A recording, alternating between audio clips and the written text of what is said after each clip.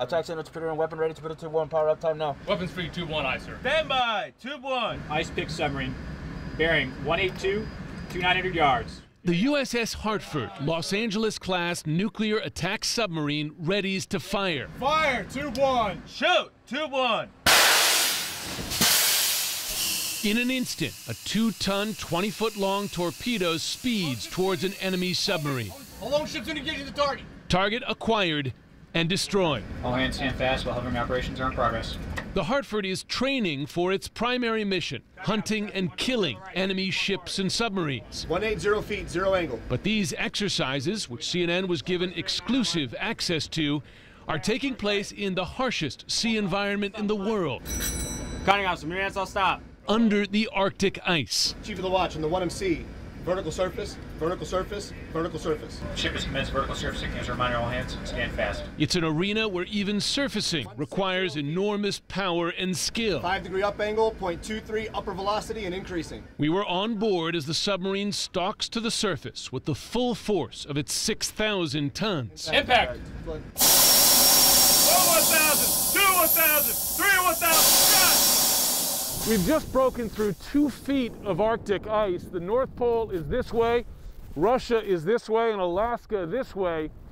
And a mission like this is all about sending a message that the U.S. Navy can operate or wage war, if necessary, in the harshest environment in the world.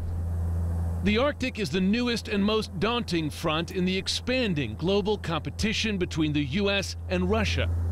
These 5.5 million square miles are under an intense battle for dominance as the ice shrinks and opens new oil exploration, new shipping lanes, and crucially, new paths to wage war. We are well aware that we are in a great power competition environment, and the Arctic is one piece of that. Great power competition, talking principally about Russia, but also China. Russia and China are two of our great powers that are trying to catch up with us as fast as they can. This year, these exercises called ICE-X are taking on new urgency. A British submarine joined for the first time in a decade, and U.S. submarine forces are refocusing on a mission dating to the Cold War. What is our primary mission, the submarine force, is to be able to leverage our offensive weaponry like a torpedo against a threat. So there's been a shift in emphasis on our ability to do that.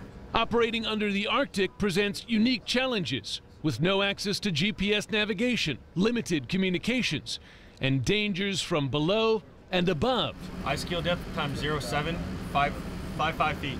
Ice keels as long as 150 feet extend down from the ice sheet. Stationary dive of the ship to 180 feet. America's biggest challenge, however, comes from Russia.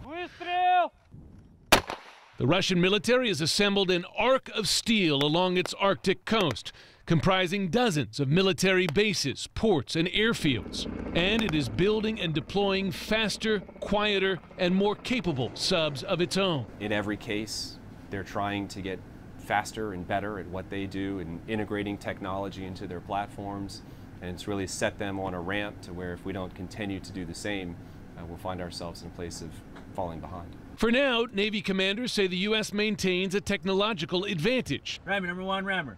Clear forward. Yeah. Ramming. Subs like the Hartford are virtually invisible and silent to enemies, allowing them to strike without warning against targets below and above the surface. These are 2 of the 4 torpedo tubes, but you can launch a lot more from a sub than torpedoes. You have 12 vertical launch tubes. They can launch cruise missiles. From those torpedo tubes, you can also launch unmanned underwater vehicles, drones becoming more of a focus in this Navy, and some submarines like this equipped to send out SEAL team delivery vehicles as well. These subs designed to project power in many, many ways. However, Russian and increasingly Chinese submarines are getting better at doing the same.